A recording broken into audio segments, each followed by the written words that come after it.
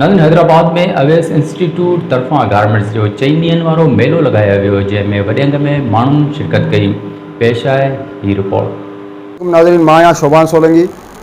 मां अॼु मौजूदु आहियां अवेस इंस्टीट्यूट में, जिते 4 ॾींहंनि जो मेलो लॻल आहे गारमेंट्स जो। अचो त हिन सां ॻाल्हि ॿोल था कयूं त हिननि जो छा चवणु आहे। असांजो हींअर टेक्सटाइल जी थीसिस हली रहियो आहे, जंहिंमें ही कुझु प्रिंट्स असांजा आहिनि ऐं असां टेक्सटाइल ते कमु कयो आहे। असां टेक्सटाइल जा स्टूडेंट आहियूं। अवेस इंस्टीट्यूट में असां टेक्सटाइल सिखी आहे मिस वर्धा खां, ऐं असां टेक्सटाइल ते कमु कयो आहे। ईअं असांजो ही थीसिस आहे, जंहिं ते मुंहिंजो टॉपिक आहे थर्ड पार्कर, ऐं ही पूरो कमु उन ते कयल आहे। असीं अवेस इंस्टीट्यूट जा स्टूडेंट आहियूं। असां इस्लामिक अज़बेकिस्तान जो आर्ट मूं खयो आहे, उन में मूं सॼो डिस्प्ले पंहिंजो हयो आहे। मूं ते कर्टन्स ठाहिया आहिनि, उन जा मतिलबु सिस्टम क्राफ्ट ठाहिया आहिनि। असां मतिलबु हैंड मेकिंग जाम कुझु कई आहे। इनमें असां पूरो बैठे सिस्टम जेको उहो ॿुधायो, पंहिंजो सिस्टम सॼो असां ज़ाहिर कयो। हिन में मुस्लिम मुल्क आहे, उन जो पूरो सिस्टम बैठक सिस्टम थींदी, उन जी क्राफ्ट हैंडीक्राफ्ट सभु असां पाण डिस्प्ले में लॻाया। मूं उन सॼो जंगल जो लुक ॾिनो आहे, ऐं मूं उन जा पंहिंजा प्रोडक्ट्स ठाहिया आहिनि, लैम्प वग़ैरह ठाही आहिनि, कुशन्स ठाहिया आहिनि, ऐं लीव्स ऐं फ्लावर्स में वर्क कयो, उन में शेड्स ठाहियूं आहिनि।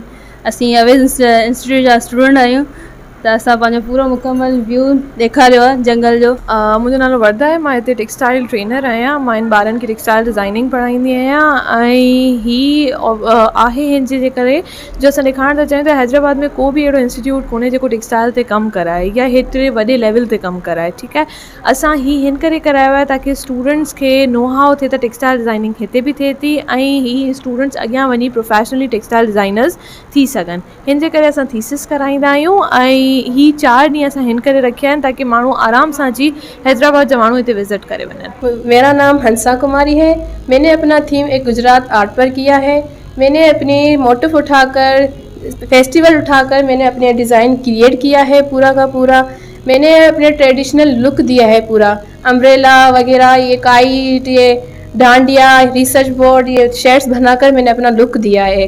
ये एक इसकी ट्रेडिशनल ड्रेस है, हमने वो भी यूज़ किए हैं, जो आप देख सकते हैं। ये शेड्स वगैरह हमने इसको एक ट्रेडिशनल लुक दिया है। गुजरात एक लुक ही ऐसा है कि बंदा देख के पता चले कि एक ट्रेडिशनल ड्रेस या ट्रेडिशनल लुक लग रहा है। मैंने भी अपना एक फ्रेम बनाकर, टेबल शेड वगैरह बनाकर अपना एक ट्रेडिशनल लुक दिया है। मैंने 4 सीजन्स पे काम किया है।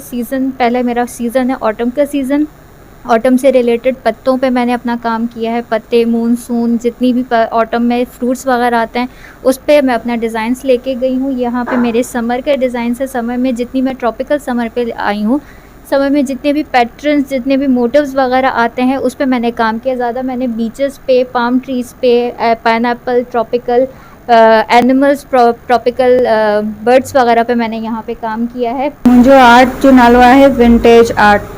ही मां इंस्पायर थी आहियां पुराणी शयुनि सां। मूंखे पुराणी शयूं सुठी लॻंदियूं आहिनि, हुन सां मां ही ठाहिया आहिनि। मूंखे ही टेलीफोन सुठी लॻंदी आहे, त हुन शयुनि सां इंस्पायर थी मां पंहिंजे हिसाब सां ही शयूं ठाहियूं आहिनि। जीअं मुंहिंजे स्टूल्स में ही शयूं विझी छॾियमि, ग्रामोफोन, ही सभु। इन्हनि सभिनी शयुनि सां मां इंस्पायर थी ही शयूं ठाहियूं। विंटेज आर्ट खे चवंदा आहिनि 20 इयर्स ओल्ड खां 100 ईयर ओल्ड्स ताईं हलियो वेंदो आहे। असांजे स्कूल जो अवेस इंस्टीट्यूट जो लोगो डिज़ाइन आहे, ग्राफिक आहे, टाइपिंग आहे, टेक्सटाइल आहे, ही सभु डिज़ाइन हिते ई थींदा आहिनि। ही मुंहिंजो क्लॉथिंग ब्रांड आहे, आर्ट एंड थ्रेड्स जे नाले सां।